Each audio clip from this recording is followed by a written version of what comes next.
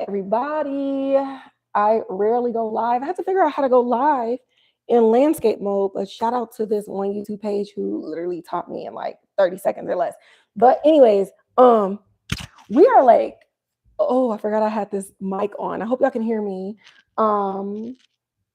We are on, is it there? Hold on. Is this? Okay. Anyways, so something I do not put on my YouTube page at all ever is like some of my like nerd stuff or whatever.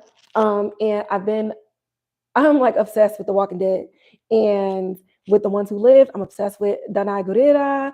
I love her relationship and the on and off screen chemistry with Andrew Lincoln, et cetera, et cetera. Anyway, after watching episode 4, which is the episode that Danai wrote, it was just a lot like in me, like a lot in me. There's a lot of things just as an actor, as a writer, that was like really inspirational. And I had a lot of reactions to this episode. And I've watched it at this point, I think like 7 or 8 times. But in honor of the people who don't have AMC Plus and didn't stay up with the rest of us at 3 a.m. Eastern time to watch it, I'm going to watch it again with the cable watchers because it should be on right now. And I'm gonna finish doing my hair and I'm gonna drink me some vino. And we're just going, you're gonna get my reactions. And it's genuine reactions because even in the 8 times that I watched it, I'm either having the same reaction or like new reaction. So hopefully y'all can hear my reactions through the volume because I was gonna like try to do like dual screen. Am I even able to? What's this button? Oh no, it just saved. That's the highlight button. Okay, I don't know nothing about YouTube Live. Okay, I was gonna do dual screen, but then I was like, is AMC gonna sue me for like bootlegging their whole thing? So if you hear it in the background, but like the visuals are me, I think we'll be a little bit okay. But that's enough talking. It's 2 minutes and 35 seconds. I have the TV up. And leave a comment in the comments below if you think I should do the same thing with episodes 1 through 3, as well as episodes 5 and 6. This is a on the whim thing. My Twitter fam has inspired me, and everybody voted and said yes. So let's see. Do I have my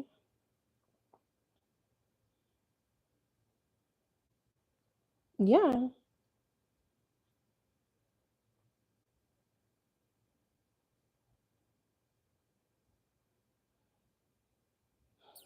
Okay, so we're about to watch it, guys, and finish my hair. If you see me looking down, I'm on Twitter. So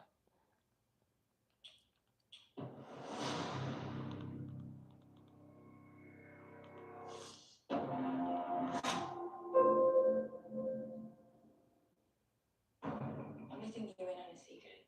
You are here because of me. The only way you get away is if someone is here making sure I'm there for you. I said that if you love me, you go. Now get me the hell out of here. I can knock you out. Try to goddamn hold myself. I belong here. You don't. You will never change that. It's over.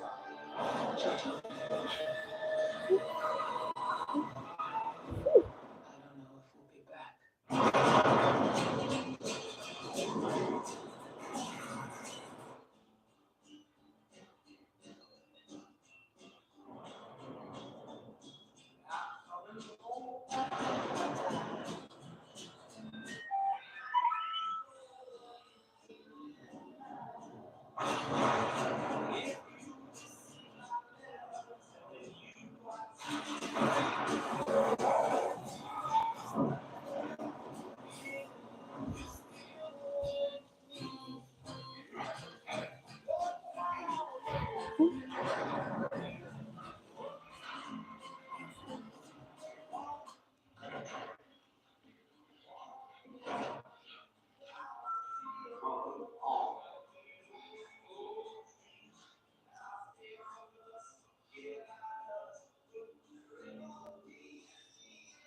Hey y'all.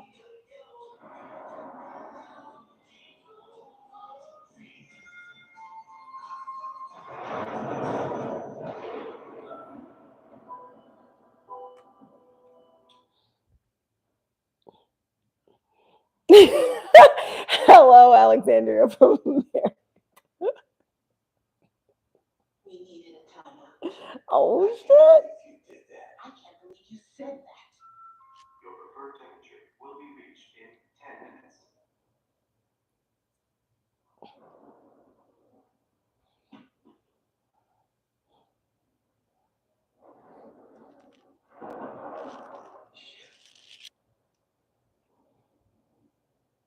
Mm. This place. Highly believe he would have hit that button if he had it on him.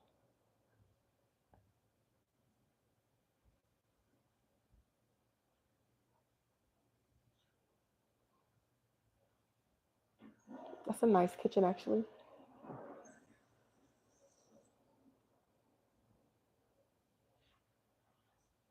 Yo, how did they have a gas stove?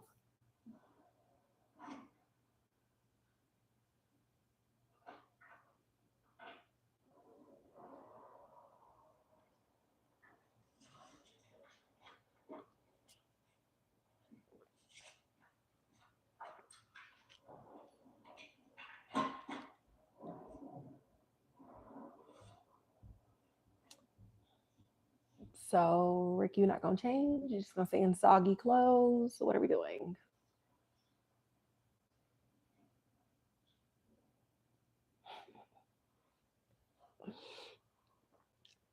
You see them cheeks, y'all. It's been 9 years. I love how the DP is doing like Rick's POV, looking at her body and like realizing some of the things that he missed out on over the years. So great shot. Great shot.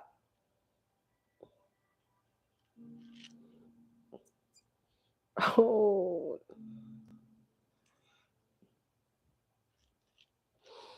she definitely gave him the look like you don't have permission to look at me right now. Or like my body is not yours. That's what I read in this. Not try asking for the AMC password.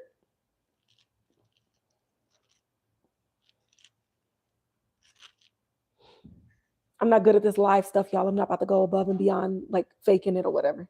You lose yourself. Not her teasing him. You want to go home? Huh? Back to your master? You do.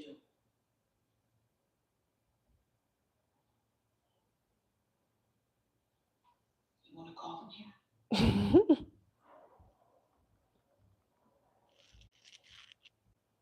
I'm trying to let y'all hear it, just in case. Don't sue me, AMC. With your punk ass. That's what she called him. The facial acting is insane. Never seen nothing like it. I would love to see Denai in like silent movies. This was one of my faves growing up. This little girl listening to her own rhythm, free spirited, just like Judith. I loved her so much. I thought I was meant to be a writer for a while there. Judith's gonna love this. I was a computer Rick scientist is like, myself where are you last year. going with this? Then art history and creative writing again. Then I dropped out. You've become a bit of a creative writer these days. That note in the getaway vote. Oh, her eyes. Poetry. She is pissed. Oh, here. Why don't you give another masterpiece for your children? Because I'm not going to be the one to tell them that I found their father and he sent me away and chose not to come home to them. Children. Uh-oh. He just found out Said about children. baby RJ.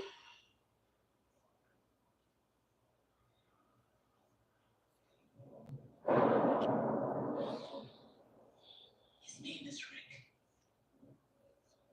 We call him RJ. Damn. He looks ashamed that this baby is named I was after him. pregnant when the bridge happened.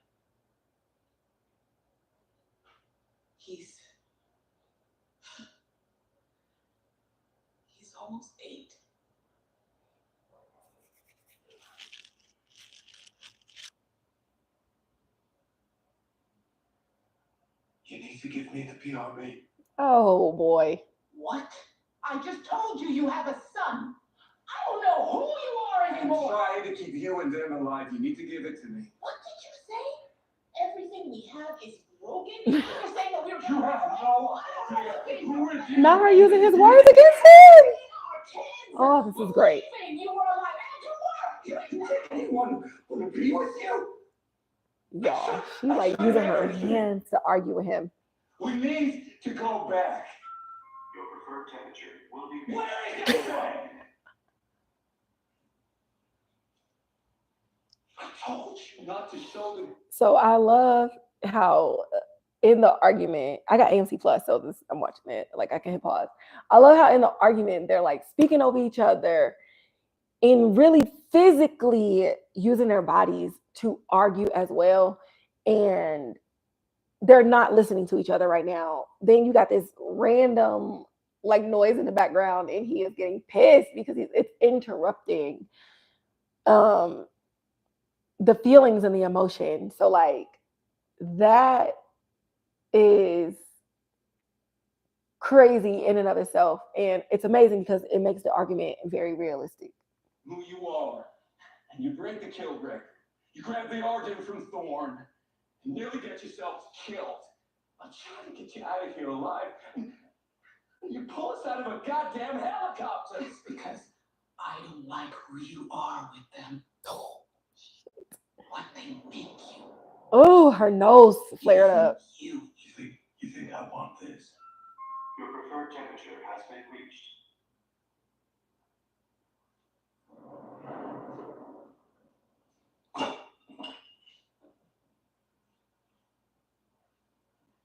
Are you gonna give it to me?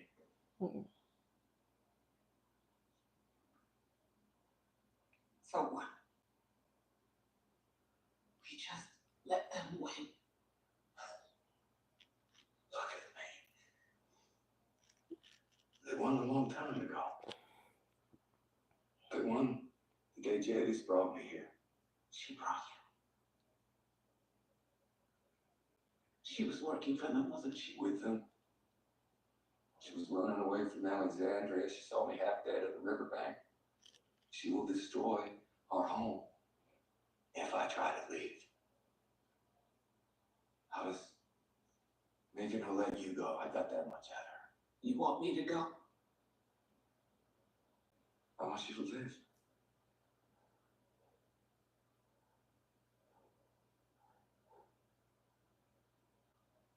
She's threatened by us because together, you and me, she thinks we can do anything. We can. We can stop her. You saw what happened to your friends. It will happen to everyone we know. To our children. Our son. If we get to Alexandria first, And everyone we know. If we get there in time, we'll have risk that. we kill her then.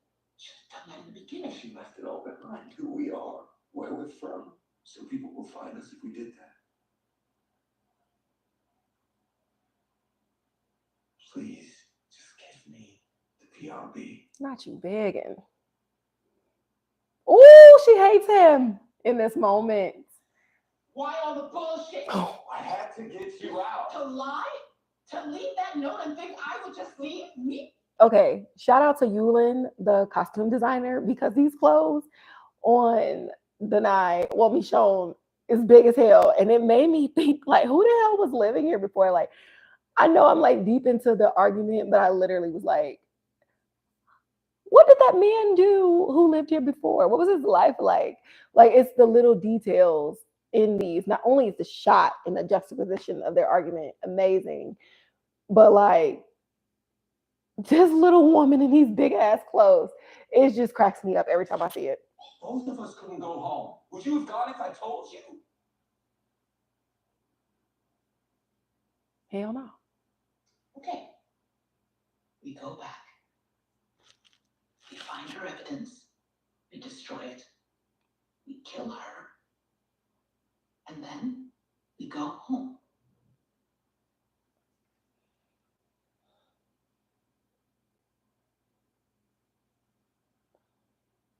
Do you think we can do anything? Because I do.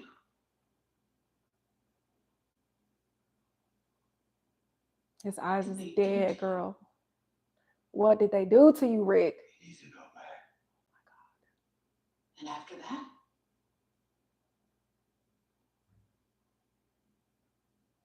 Exactly. do you still love me? Okay, so Michelle's face is a look of incredulousness. Is that a word? She just cannot believe her ears and what her eyes are seeing, and her asking like, "Do you still love me?" I don't even know if it was so much as a ploy as so much as her asking where her real man is, because who is this dude standing in front of her begging to call his captors for help? Like, and she's so angry that, but she's so angry that she can't see that there's a little bit of Stockholm. She's not really seeing the trauma, because she has an expectation of this strong person, and she cannot see what he is feeling right now. And that's why I love that we get 30 minutes of arguing, because I think it just reflects on real life where you have a stance, they have a stance, and you are unmoving. You are not listening. You are not seeing what the other person is saying. And um, she gets a little soft here, do you still love me? And but I'm not gonna lie, she weaponizing it a little bit, because you've never seen me shown soft for real. But here she's throwing everything to the wall and trying to see like what sticks. And what sticks, obviously we got a love story, is the love, but is love enough? I don't know. I've never stopped loving you.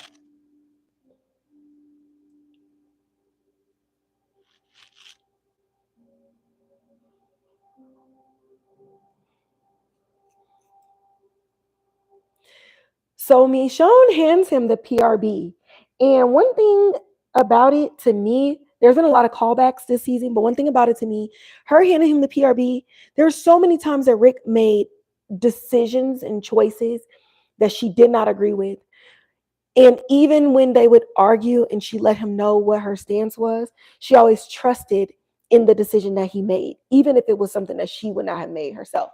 So she knows that this man is so far gone. And she knows that if he uses this button to call, that she is gone forever from her kids, and yet she gives it to him anyway. And this is like the foundation of their relationship of being a Rishoner. She trusts him even when it's to her detriment, or even when it is painful for her to do so.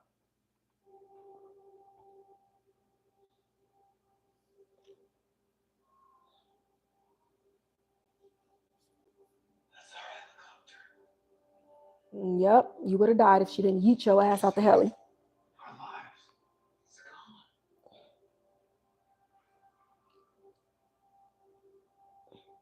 So we're gone. Yeah. We can go home. She doesn't think we died in there. What No. happened? Oh, he can't even look her in the eyes. Oh, he not going with you, girl. No.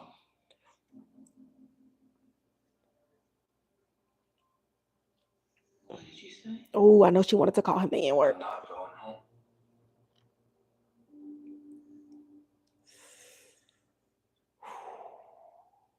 She is mad.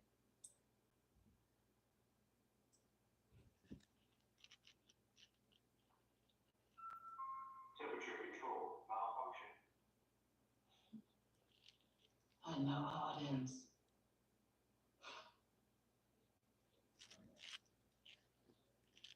You know your son? One you haven't asked anything about. Oh, stab him, girl. He calls you the brave man.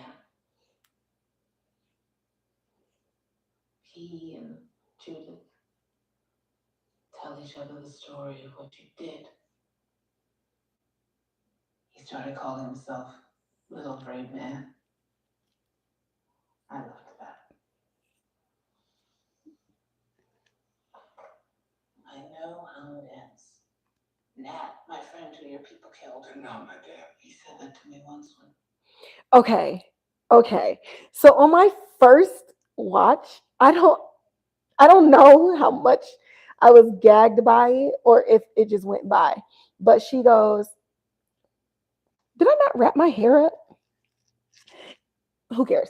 Anyways, she goes, Nat, who your people killed, and he tries to interject by saying that they're not his people, but his voice is so small he can't even look at her, and she's not even looking at him, and she completely disregards his rebuttal, and she just kept her sentence going, and that speaks to Andrew Lincoln, and just zero confidence because when we first saw him on the plane and he just told Okafor like I'm in, but then when she found him he was like I'm not one of them, all crybaby-ish, and then he's begging to go back, and then she's like who your people, they're not my people, like just so shrinkage. He has zero confidence, um and she's pouncing on that. I think last night the fight was trying to figure out where he was and what it was. And this morning now she sees that he is weak and he lacks confidence and he lacks surety of self. And she's digging the knife. She's digging the knife deep into this. I said, I had to keep looking for you. He knew how it ended, but he still had my back. I was so sure he was wrong, but he wasn't. Because here I am. I found you, but I didn't. This is, oof. This is not what I had in my head. That black lady, woo, she is exhausted. Okay. Flabbergasted, really.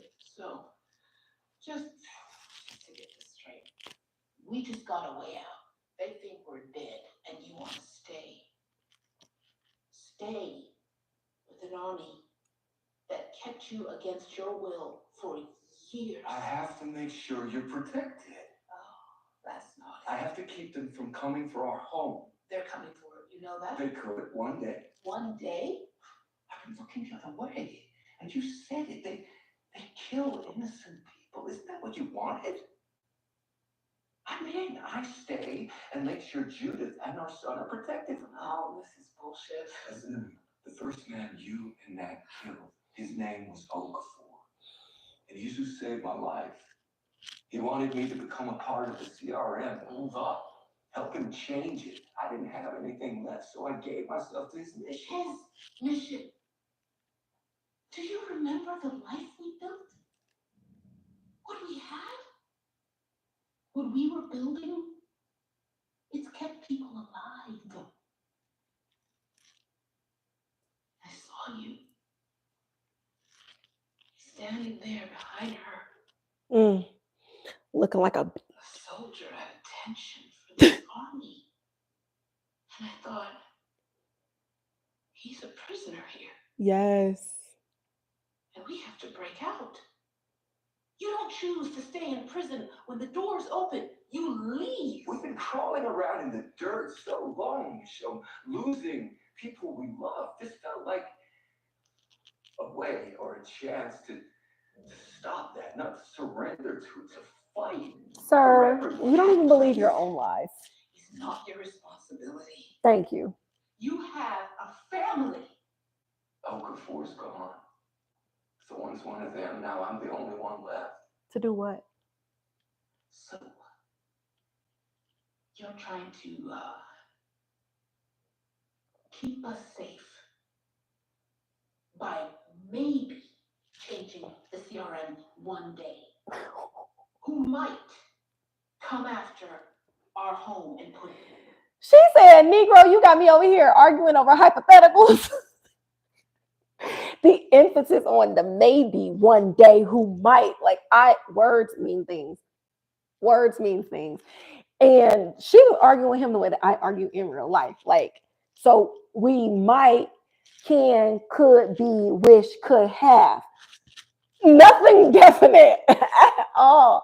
At all. Oh my God, this reminds me of a conversation. It's not going to be an argument that I had with my girlfriend when we were talking about something else. And I'm like, so you over here making this whole scenario about something that does not exist and there could be other alternatives, but you just stuck on this one like fake reality.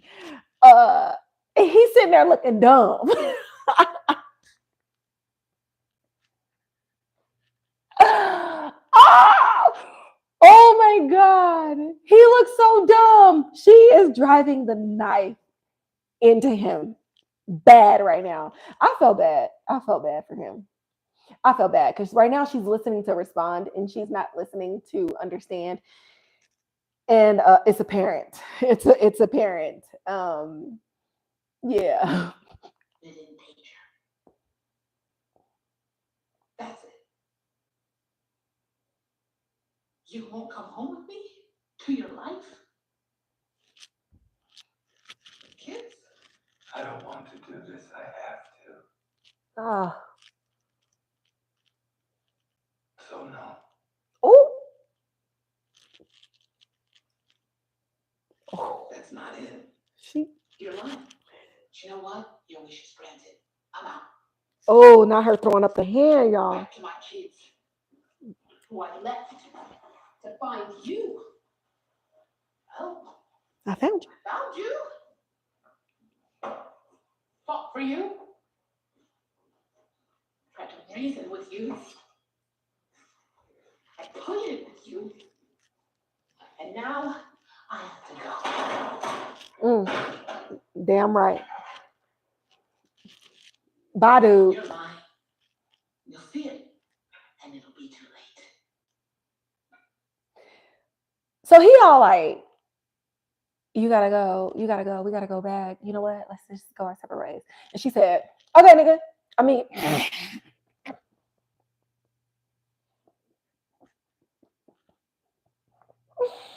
sorry. She said, okay, my guy. And he was like, yes, she's really leaving. Like, what are you doing? You've been pushing her away this whole time. Fix your face. Pick it up off the floor.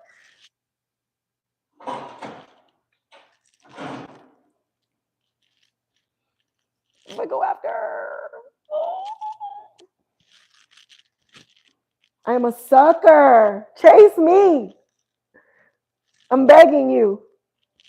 Baby, I'm begging, baby, I'm begging, begging, baby. And he looking at the door.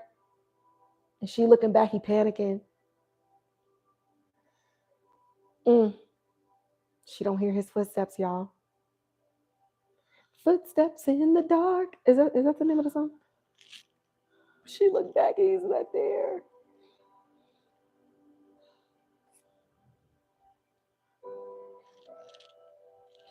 Okay. Because I'm about to cry. Oh my God, I already seen this forever. She walks out. He doesn't move. She is sad that he's not following her.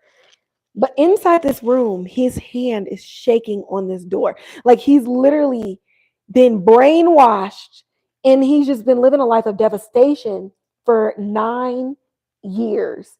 And so this is the part where I'm like, I know some people were saying like, oh, I'm mad at Rick. Like, oh my God, get it together. He was pissing me off. But it's like, he was held captive and doesn't know anything else. Even her being in front of him right now seems like it's not real. And so when you've been brainwashed, right? You've been brainwashed and you have this fear, right? It's an abusive relationship. And so that's the part of the Discord where I'm like, everybody's like mad at Rick or whatever. But Rick is in an abusive relationship. It is not that easy. And he's been in this abusive relationship for 9 years, cut off his hand to try to get home, and been threatened with the family. And that's what happens with abusers. If you tell anyone, I will kill you. If you try to leave me, I will kill you.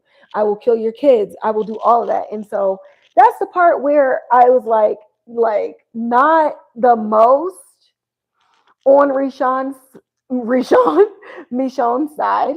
Like, don't get me wrong, she black girl coded. Like, no, only a black woman could have wrote for this, and so I'm glad she decided to write this, because her perspective, her energy, her passion can you have to be a black woman to know it.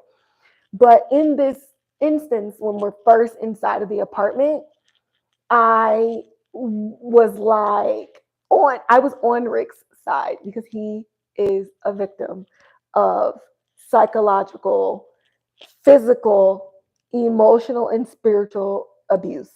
Anything that people have to cling on to give them hope, he doesn't have anymore at all. At least he believes he doesn't have that. And he's not meeting her expectations. She cannot see him for who he is right now because her vision is clouded by the man that she knew in the past.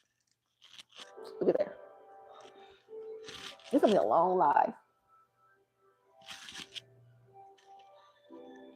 Hair is coming along though.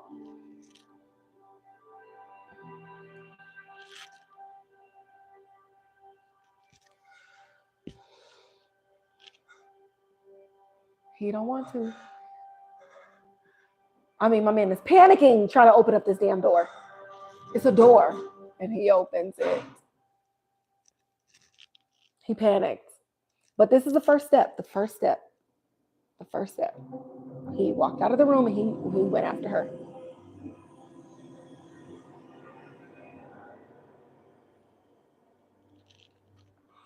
She is determined to leave without him, though. These baggy ass pants and these big old shoes. I still don't understand why Rick did not change.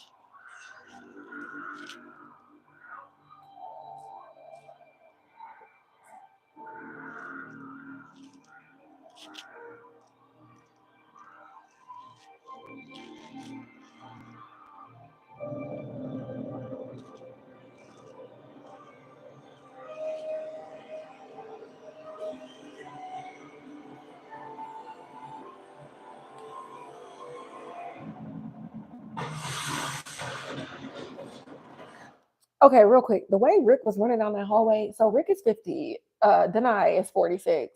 I need to be out running because I need my knees to be able to do this in real life.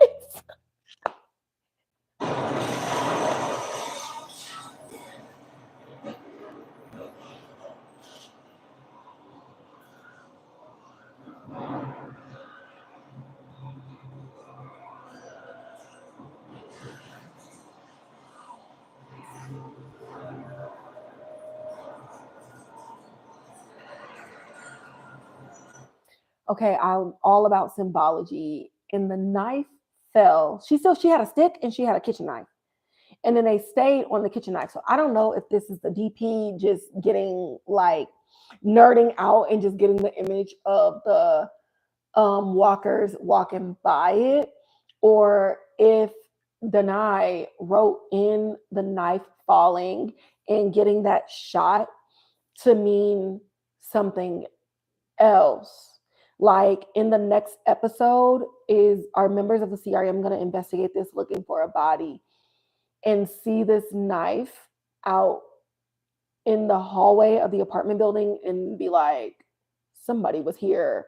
Um, like they stayed on it long enough for me to wonder if this is going to come back in a future episode, or if the DP was just being a DP and being like, this is going to be a great shot.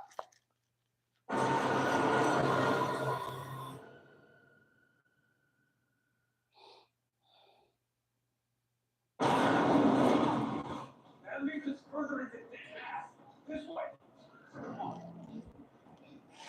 You don't stop yelling at my girl, little guy.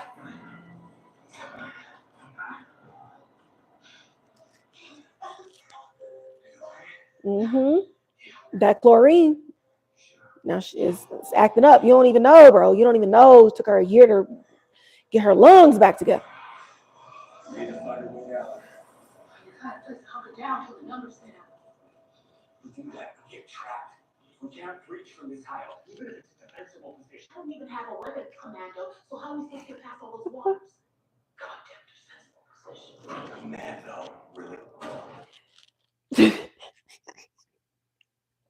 Them having their first marital argument while trying to live is the funniest thing ever. Like, you didn't know you needed it until you got it. Like, we running from walkers, the building is falling down, and y'all shading each other in the midst of it. Like, that is so funny to me. Like, the shade, the arguing, the marital discord when your world is literally falling apart around you.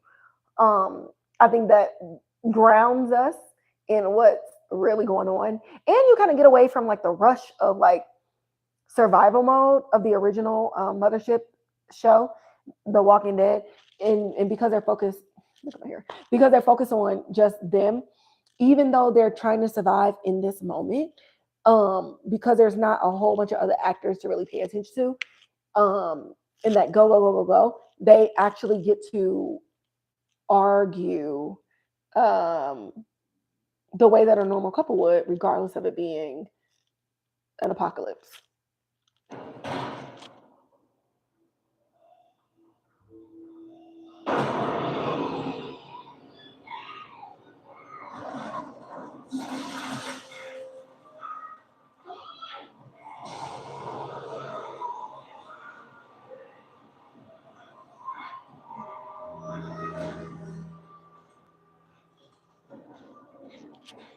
They destroy any evidence that they exist. That's why they took out their helicopter.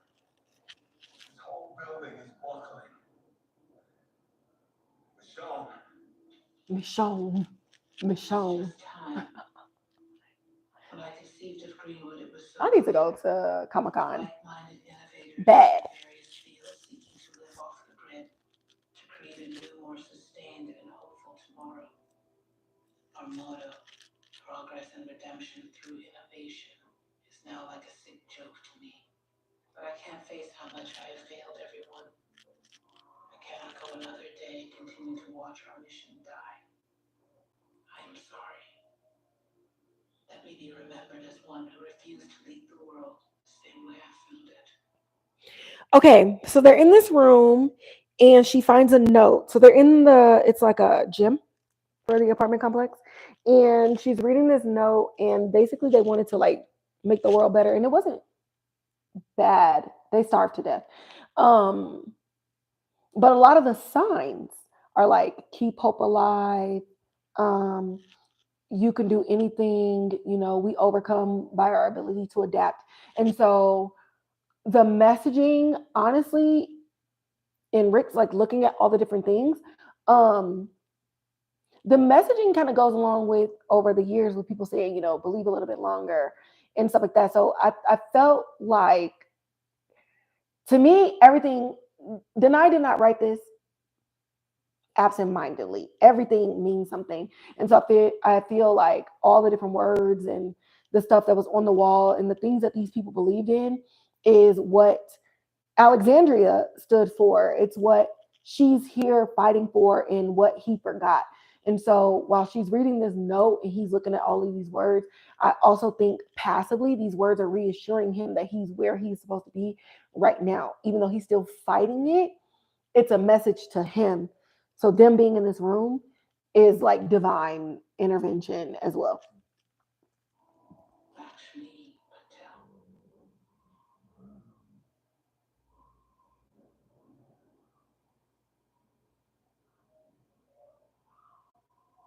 When folks try to save the world their own way, it tends to go to shit. Sound familiar?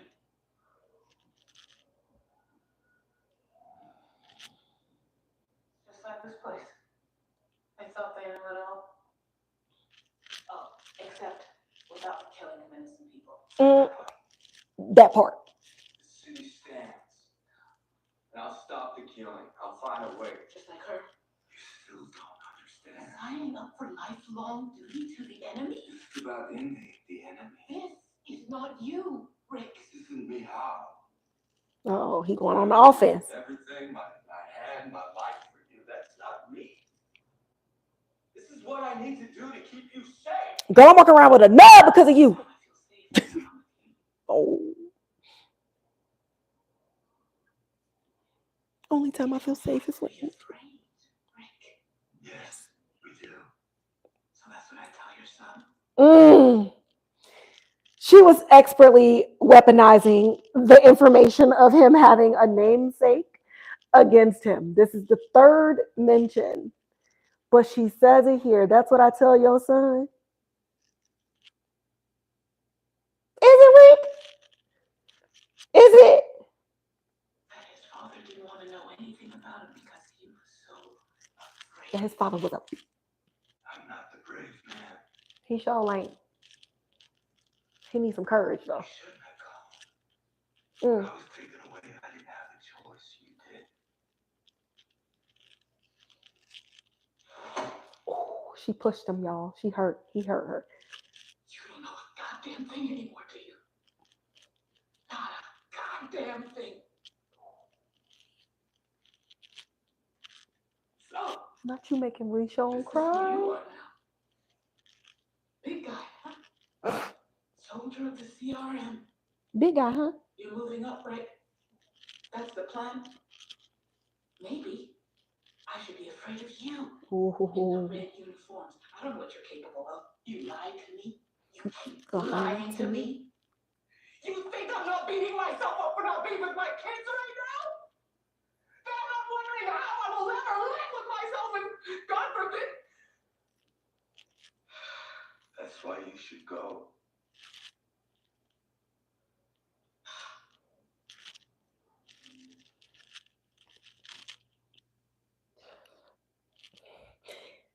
You know when you fighting and fighting and fighting and fighting and fighting, and that person says something that just pops the air out of your balloon. He said that's why you should go. And the tears sucked back into her face, and she couldn't even look at him. And she just breathes and she lets it go. Like in that moment when he says that, she cannot believe it. And he destroys her. So last episode, he's all, what we have is broken, blah blah blah, and it obviously it wasn't true. But here, he destroys her because they have a moment alone to really talk, and he's tripling down on his feelings. To He's tripling down on what he feels is right in this moment, and she is realizing that she's losing. She was winning before, and him coming out of the apartment to come after her was a bit of a win. We're not there yet, but here he has the upper hand and he destroys her in this moment. It's really sad, actually. Okay. I don't know who you are. Mm. Because the man I knew would never talk to me like that.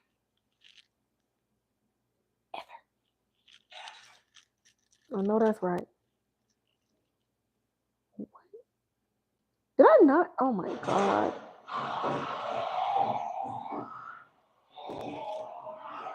You did not. Let me see.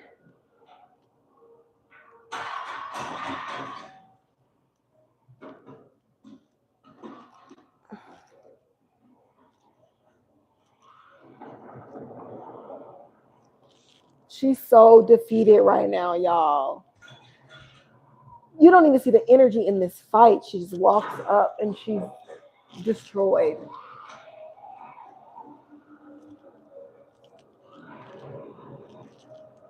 She looking at him like he's the enemy.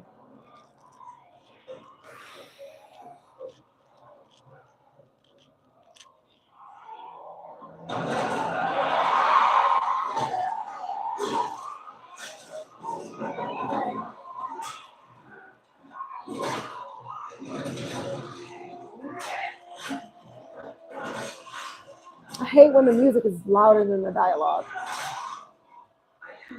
I'm not y'all arguing over who killed who. Sorry.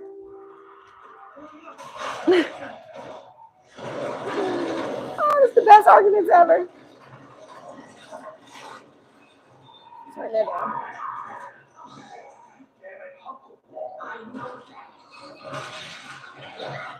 Okay, real quick, I just want to interject. They are out of sync, and I like that this depicts them not being on the same page because every time they kill together, they're on the same page. They don't even have to speak; they just know. And them arguing while killing just shows they are not them who they knew themselves to be, and that's really important to portray because killing is foreplay for them. It's a form of like emotional and sexual expression, and they're not enjoying it right now. Like they're killing because they have to, but they don't enjoy doing it with each other. And you could tell she's just ready to get away from him as soon as possible, and I think that is a very important detail.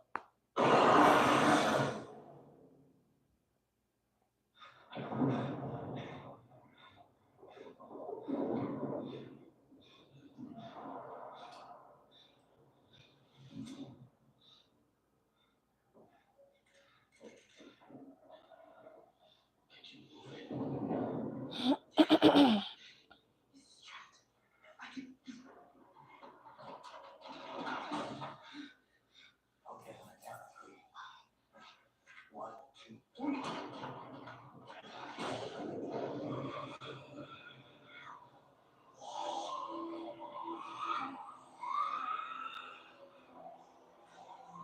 You should go grab that and the bones.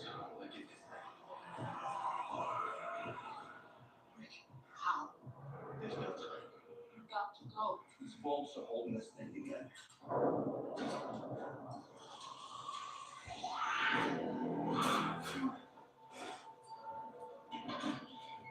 This is why my hair not done. I'm mesmerized.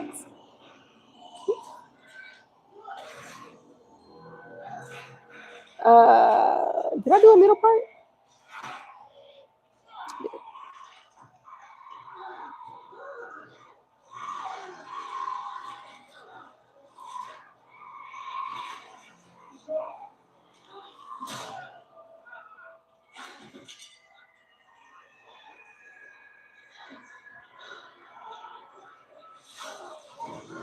Let's go, baby. Okay, so here in the hallway, because her life is in danger, they're like tag teaming it again. And so I think this moment really drives home for Rick how important she is. And she's like, okay, dude, you can go because you was just hollering about how I should leave you anyway. And he's like, no, girl, we're getting out of here.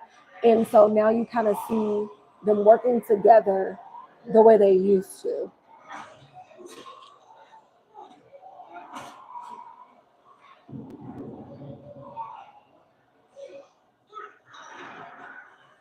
Did I?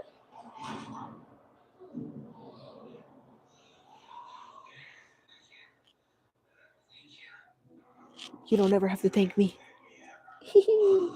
My girlfriend's favorite line. I'm never saying thank you anymore. So,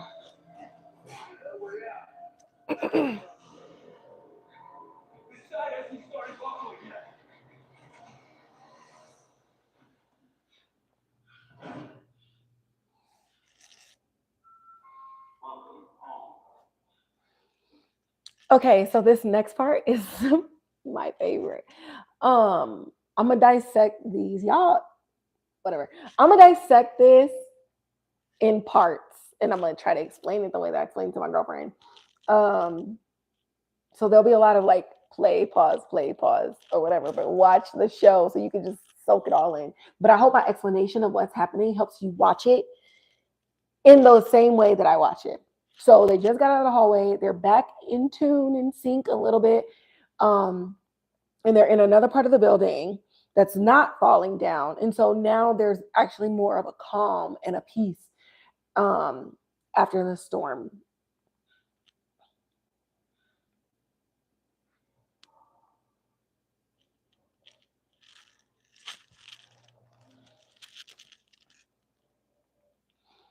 Okay, so I told y'all before, um, we ain't even got to the good juicy parts, but I told y'all before, like killing zombies is like foreplay for them. So they're walking into the apartment. Michonne is looking around, just making sure everything's good, everything's clear, whatever.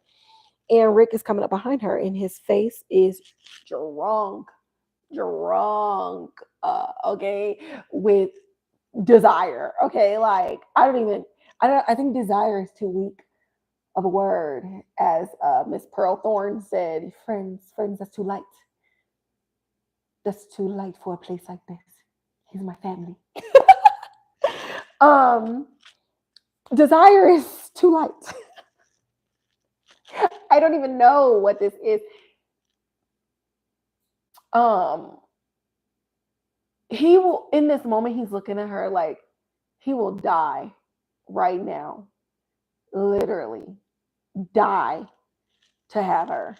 Um, yeah.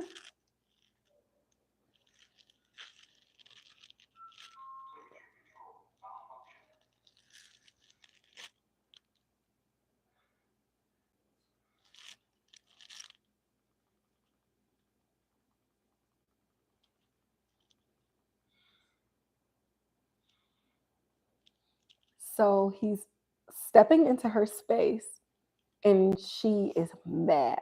She is mad, and she backs up a little bit, and but he's not looking at her face right now. I like he is blind right now. Um, they've just argued. They've just done all of this in his mind. She already walked out, and so I think in his mind he thinks she is going to leave, and so he just wants to have this moment with her. And what I like, and I tweeted about this, I tweeted my own erotic, how I thought their love scene would go. It's not how it went. Um, but you see his hand trembling as he's going to touch her, but it's also a question of, can I touch you? And she allows him to kiss her, even though her face is mad. Her face says, I am mad and this is not over.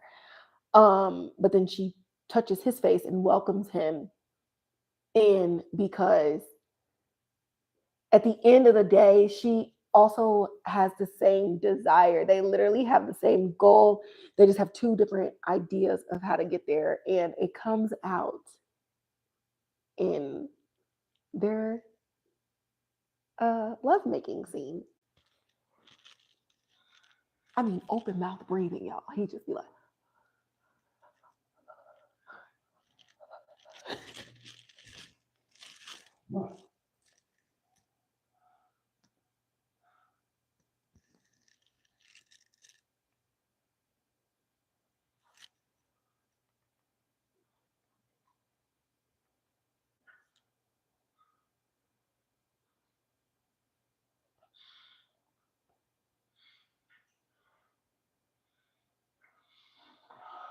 you better pick her up with that nub.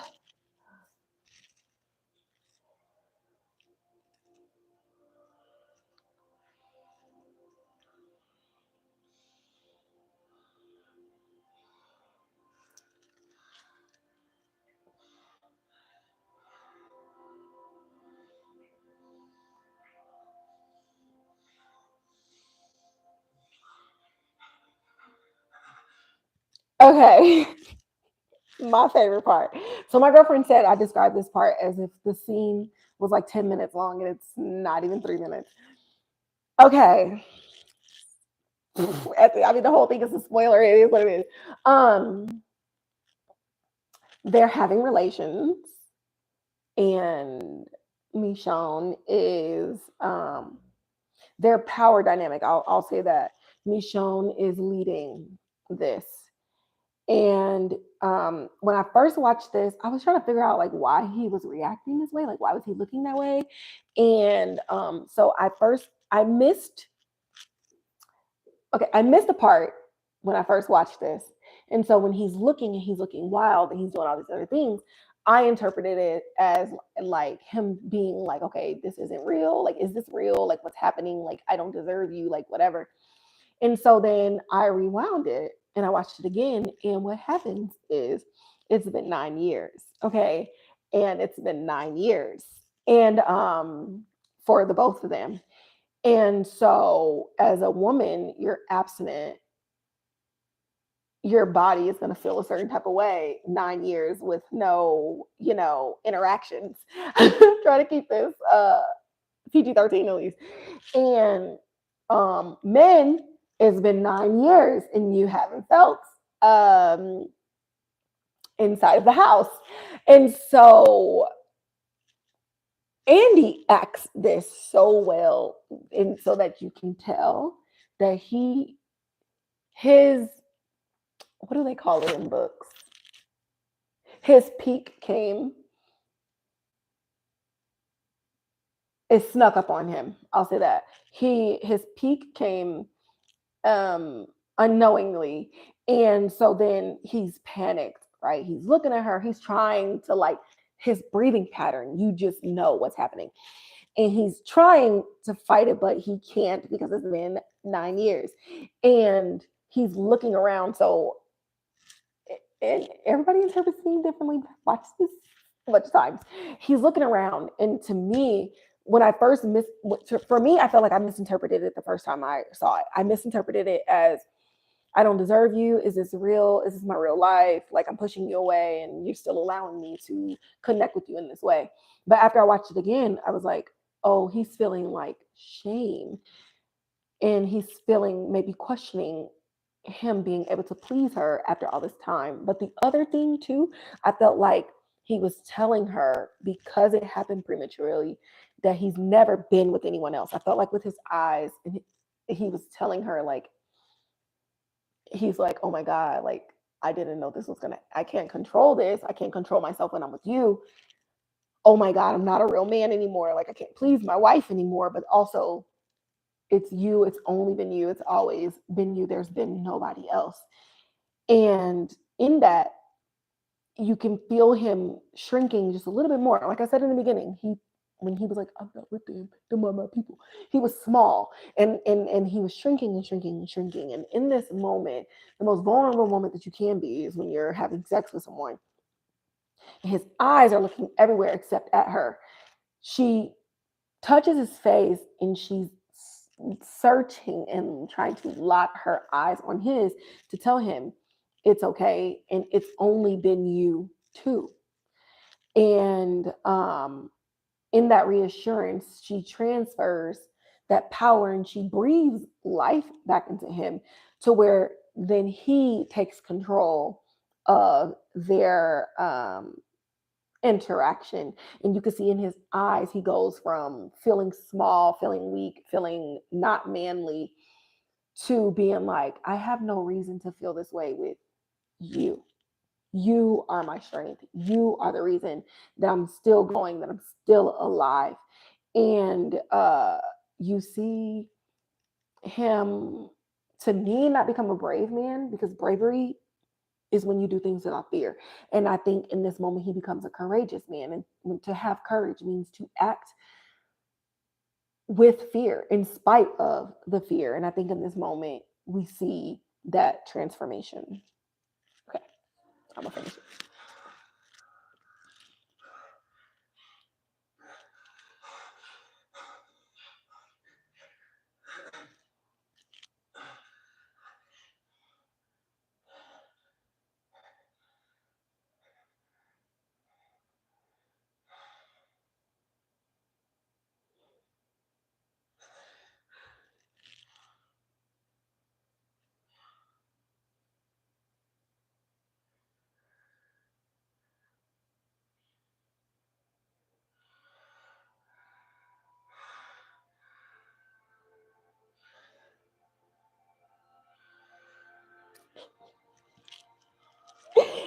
She rocked that thing. But it's okay, baby. Round 2 and 3 is coming.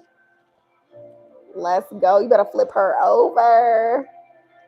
This vein is what I love to see.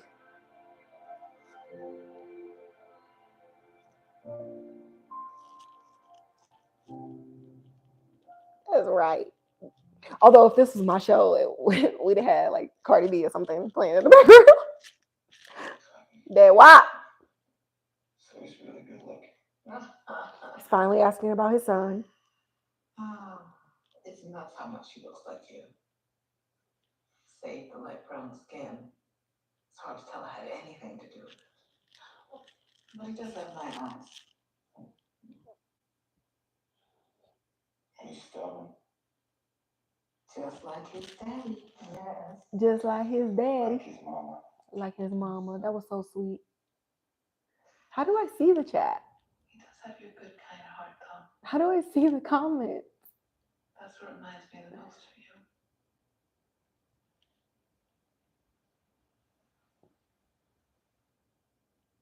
Oh, there we go. Do you have a man?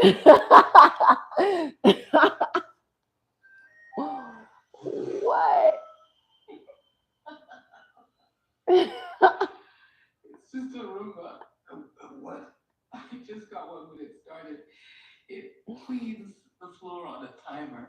That explains why it's so spotless in here. I don't know who love who more, Rick to Michonne or my girlfriend in these comments to me. Shut up.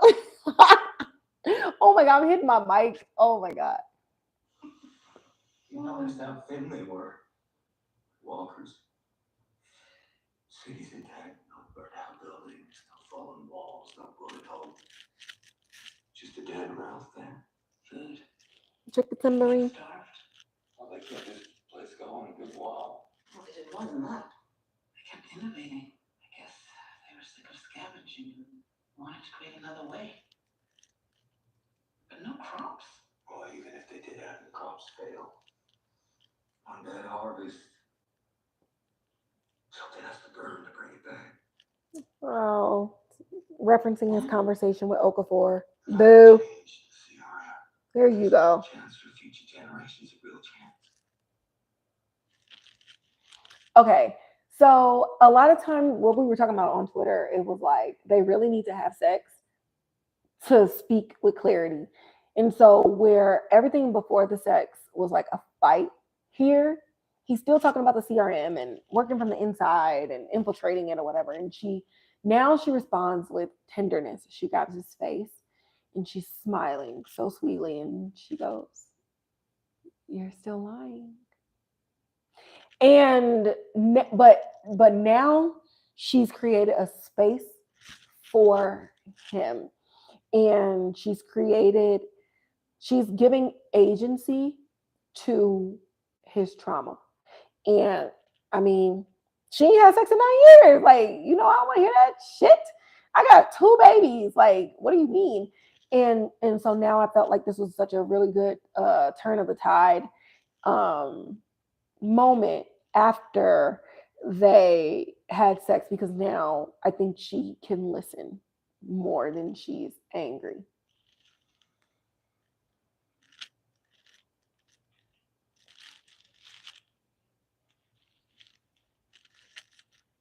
You're still lying to me.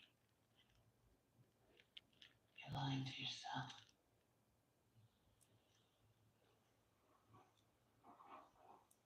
This mark on your back. Yeah. Was the woman that I led into Alexandria. Ugh. College buddy. You knew him? Yeah. I was searching for you every day. Me and Daryl. Was no body, no trace. I couldn't stop believing you were. Yes, I'll be your Michonne. Leaving me. Everyone thought I was crazy. She encouraged me to keep looking. Oh, also in my first watch, I didn't realize that he touched her scar. And that was important because she touches his as well. She stole Judith and some other kids. She was sick.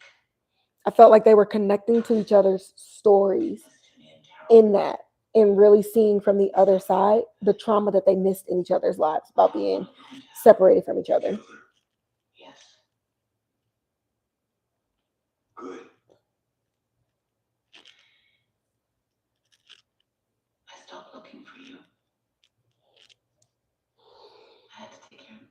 Damn, that hurt him. That hurt him. Take care of Judith. But I kept believing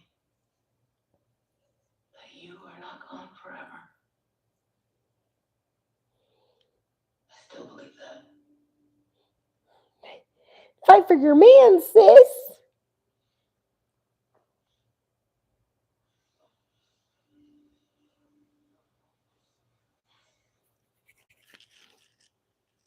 Why? Why? You did this to get away. Yes, I read the comment. The only way. And you were trying to come home. I was trying to come home. I was trying to come home. You're still trying. I see it. Even through the bullshit. You have the button. You could have hit it, Rick. You haven't. You say you can't go home, but You can't go back. I don't think you can go back.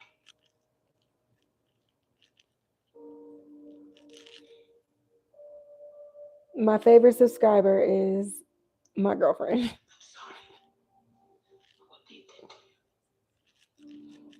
Oh, she acknowledged his pain in his captivity.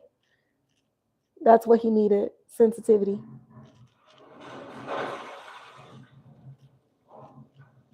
This little piece of my hair is getting on my nerves. No. Oh, Sean, We need to decide my favorite line is coming up. right now. this place is going down. Sit. Sit, boo boo, sit. Good dog. Whoop. There it is. Sit your ass down, little boy. Nat used to say, you gotta know when to go.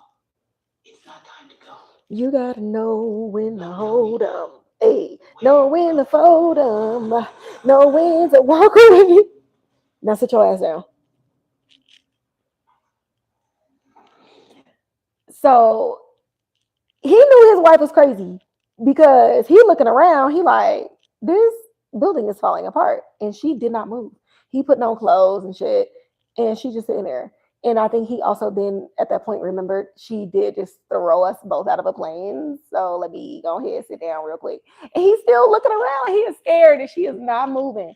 We are not leaving this room until you tell me what the hell is going on between the sheets in your CRM home.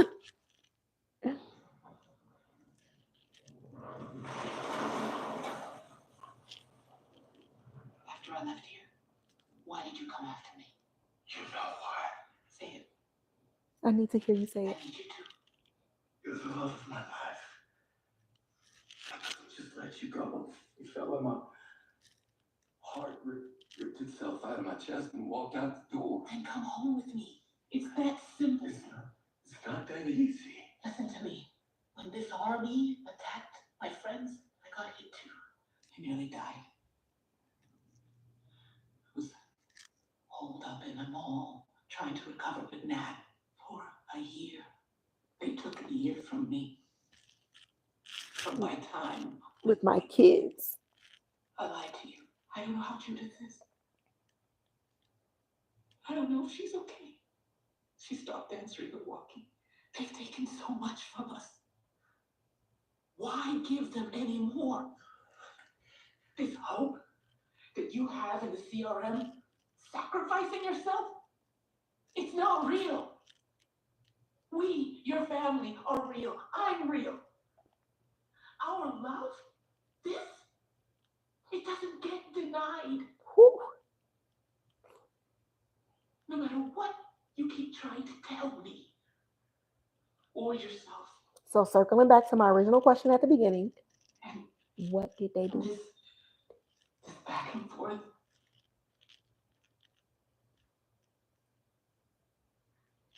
It's hurting me, Rick. It's making me become someone I don't recognize. You're hurting me. And I know you. I know this whole script, That y'all. is not how you love.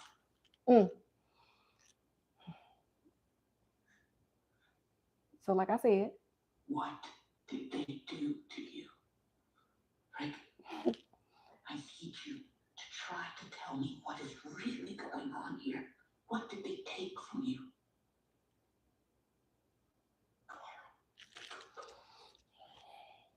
Okay, so I love a good full circle moment. So going back to my original question after I threw your ass off that plane, what did they do? Because you have not answered this question at all. All this other stuff is just fluff at this point. It's fillers and it's making excuses. And I know you. I know my man is in there. So what did they do to you? This microphone.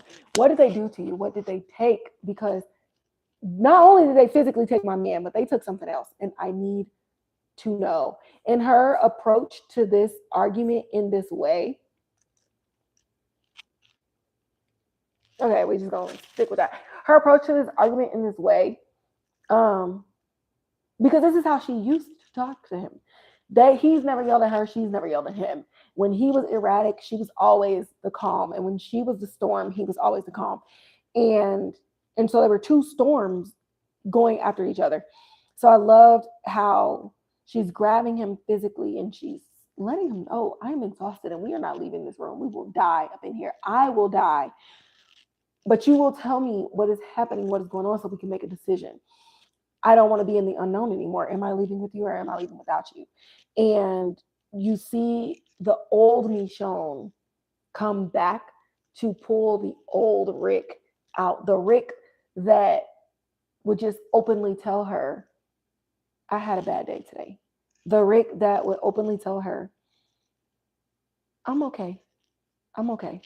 And like she said, you're lying to me. You continue to lie to me. Like you're not telling me what's wrong with you.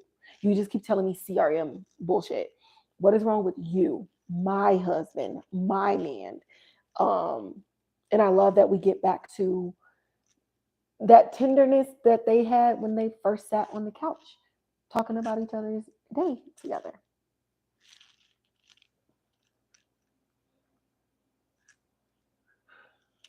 I lost him again. When I got taken, I fought and I fought. Not just by trying to get away, but by how I would dream. I'd meet up with Carl in my dreams.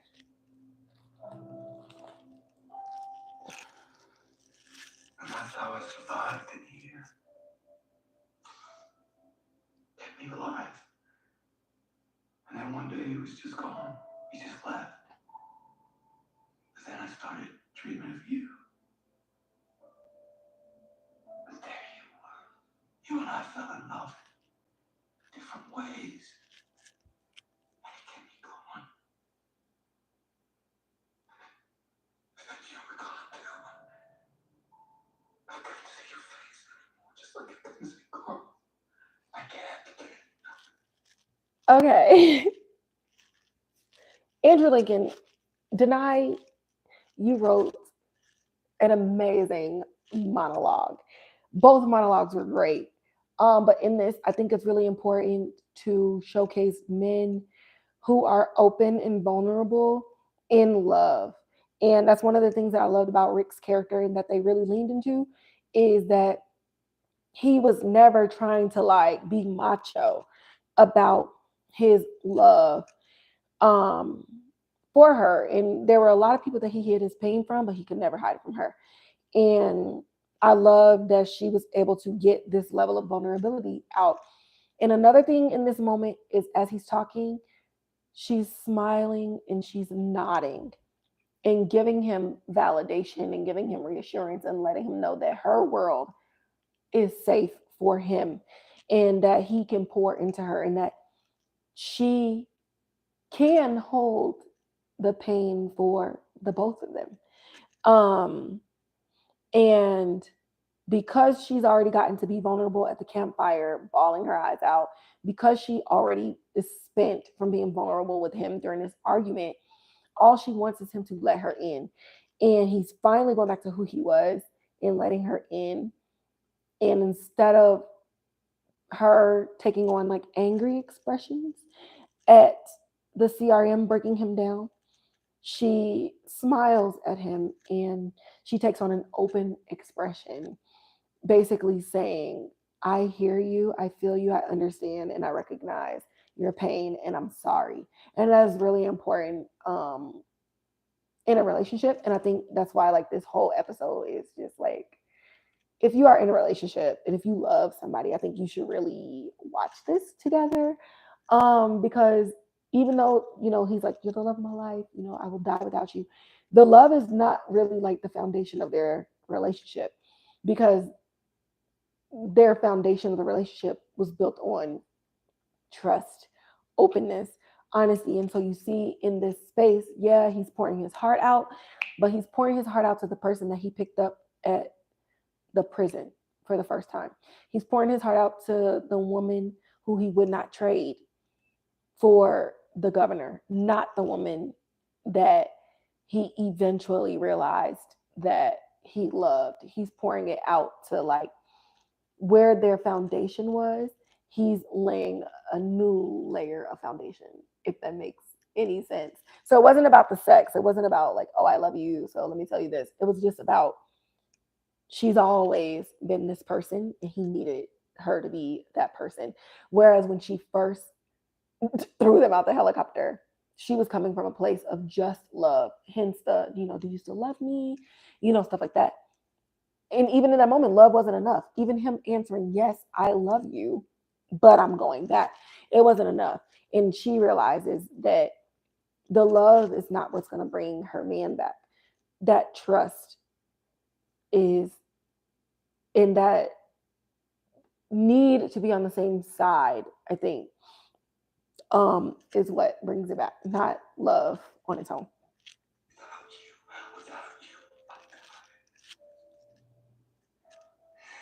and I figured out how to do that. I know how to be dead and live now. You can't just come back here, maybe come alive again. I don't know if I won't lose you again. What if I lose you and I can't figure out how to die all over again?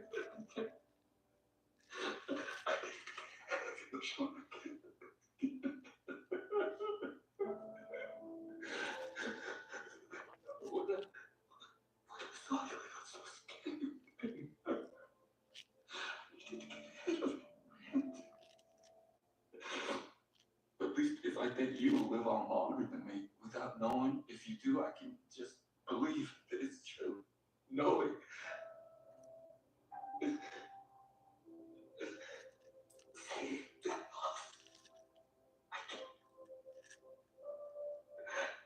won't survive that result. Just follow. I ain't gonna even hold y'all. I had a dream. I've never said this out loud. I've only told my girlfriend. Here we are. This episode makes us have all types of conversations. I had a dream that my girlfriend passed trying to save some people. And I woke up out of the dream because in real life, I screamed. And so I definitely get Rick when he's like, if I have to see that you are not here, I will be undone and I will not be here either.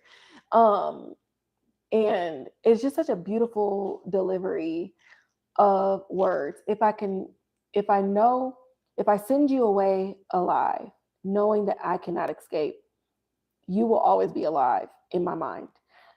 But now that you are here and they know who you are now, they know that you are strong, they know you mean something to me, they will kill you in front of me. And if I see that you are no longer here, then I will no longer be here because I've already convinced myself to move forward without you assuming that you are alive, even though I don't know. Um, so much pain, so much beauty. This whole from the prior to the sex scene all the way through here, it was like one long sex intimate moment. Um, it's the most beautiful thing I think I've ever seen in television, film, whatever. It's beautiful, and I think that Denai did a really good job at bringing stage play and her playwright writing experience to a TV show, because it in theater you have to do a lot. You have to be grand in a lot of things in order for the audience member way in the back to feel your emotions, your tone, your vocal inflection, your body, everything, how you move, um, is important. And then on screen, it's very small and it's very nuanced because the camera is right there in your face. But in this, they did a lot of things with their bodies that you would not typically see. Um, in television. There was a lot, and he's a theater kid too. So there's a lot of play movement, even in the television acting with their facial expressions. Um, the timing and the cadence and the pace of their words and their delivery was very much, she's a playwright. And so I think she did a beautiful job at bringing a stage play to television, um, without it being stagey or losing the elements of what you would feel if you're the audience member with the nosebleed seats. So it makes you feel like you're the audience member that has the front row to the stage. That's how I felt.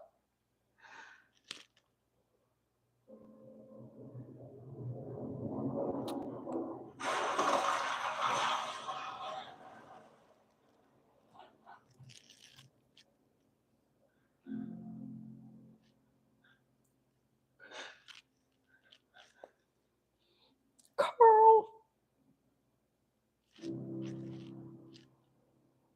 Mm, mm, mm, mm. If Carl were here right now, what would he say? What would he want you to do with this new chance to be with those you love?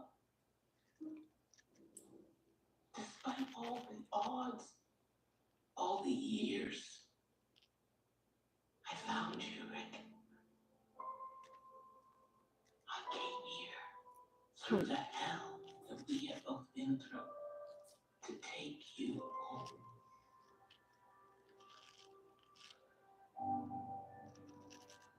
What? You think that's all for nothing? For us just go our separate ways? No. You go home, Rick, and you figure out how to protect it together. You better pour into that man. That's how we make it all make sense. Love on each other as hard as we can, while we can.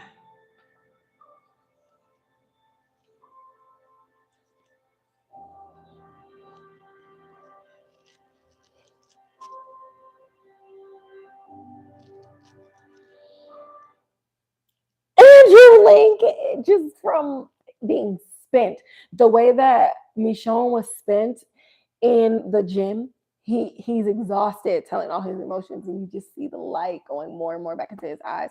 And then also shout out to the DP because these shots are insane, insane, like insane. If I knew I wouldn't get like sued or copyrighted because AMC, I'm not employed by them, I would like put this on the screen and have my reaction in the corner, just strictly talking about the shots in the direction.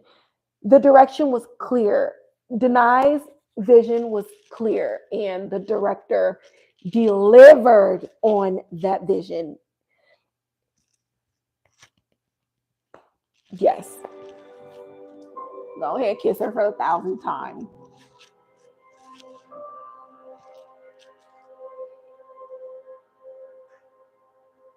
And now we can blow this joint.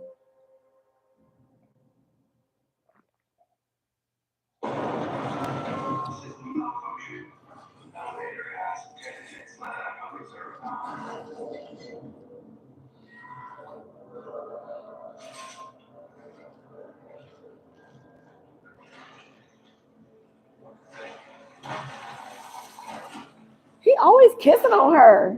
They good now. They're gonna have fun. Yeah.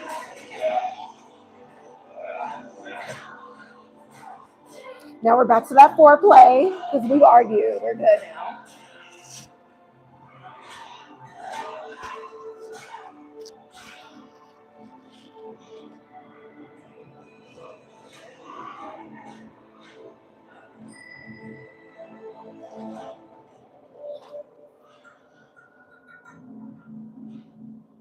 I love how in the elevator Michonne was the one to pull him because she's just as hot for him as he is for her. So it's just so teenagery. This last few minutes was just very uh, sneaking and geeking. Turn it down a little bit, a little bit.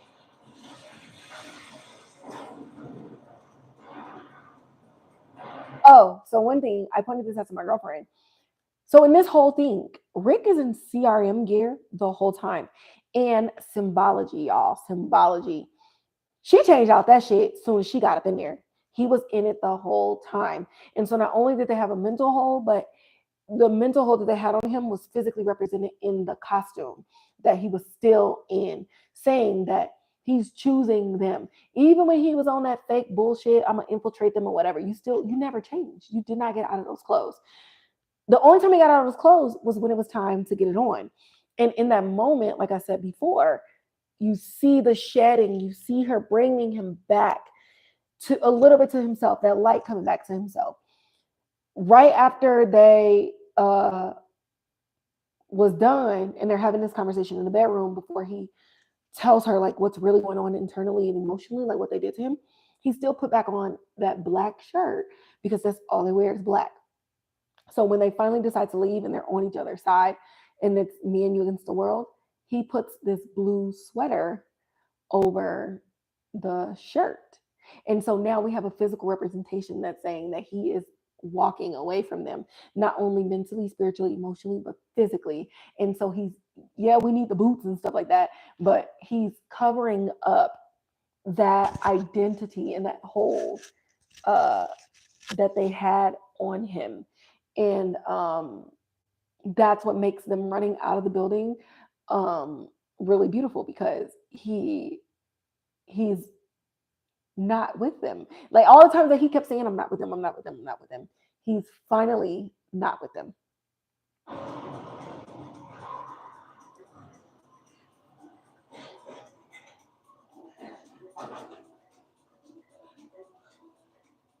Skip shift.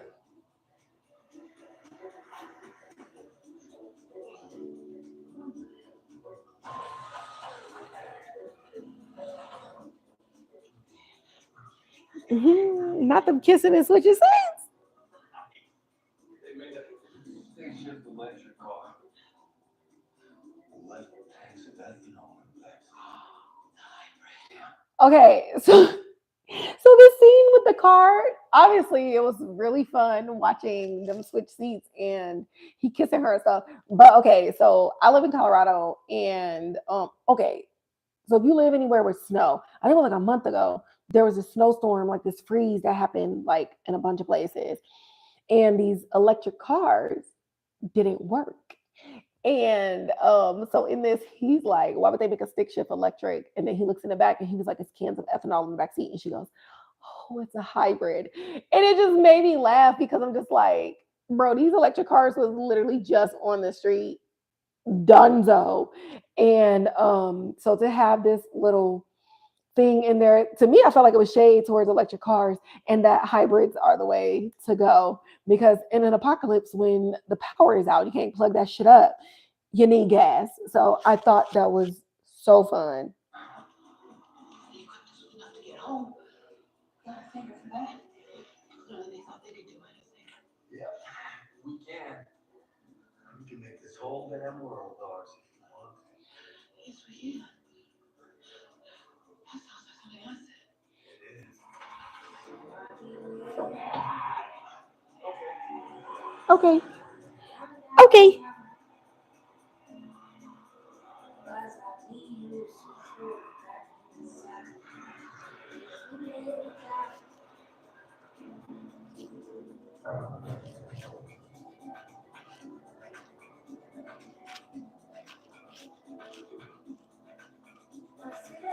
She happy she got her man.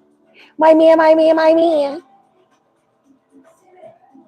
Hey, hey, I'm on my way to see my husband. Uh-uh, my way to see my husband. Hey, hey, hey, hey, hey, hey, hey. Okay, guys, that was the episode. 48 minutes and 55 seconds of what we. Now, if you haven't watched them, each episode, if you stream the words together, they form a sentence. The first episode is years. The second episode is gone. The third episode is by, BYE. And the fourth episode is called What We. And the next week, or this week's episode, is called Become. And then there's 6 episodes. So, my final, every time I do this, race cracks me up. My final thoughts. Um, as an actor, as a writer, Denai inspired me immensely, and I feel good about my future as a writer. Um, but moreover, there I haven't seen good like television, good scripts, especially drama. Um, since like Abbott Elementary, The Golden Girls, Living Single, and those are all comedies, which is hard. But like in drama, there's always like these things that people say or fight scenes or arguments or whatever, and it's like nobody would ever do or say that shit in real life. And so for Denai to give real life to these characters, um, I think that's why the episode is so powerful to everybody, and why everybody's saying it's the best episode in the whole The Walking Dead universe. Not just The Ones Who Live as its best episode, but just the best episode in general, because it was human. It was wildly relatable. I mean, take the apocalypse out of it. It was an argument that needed to happen. Um, Whenever you're in a relationship with somebody who's feeling insecure, they're lost, they don't know where to go. Um, these are type of conversations that end up happening that determine, am I going to stay with this person, or am I going to have to walk away because they cannot see their own strength? They can't see in themselves what I see, and I can't make them see it. And I think that was at the heart of the episode, which was why it was so good. But yeah, I've been on here for an hour and 33 minutes. Oh, that's crazy. And I'm not a live streamer. So I don't know like how you supposed to be doing these things. But leave a comment if I should do episode 5 and 6. Or if I should do all of them. I did tweet.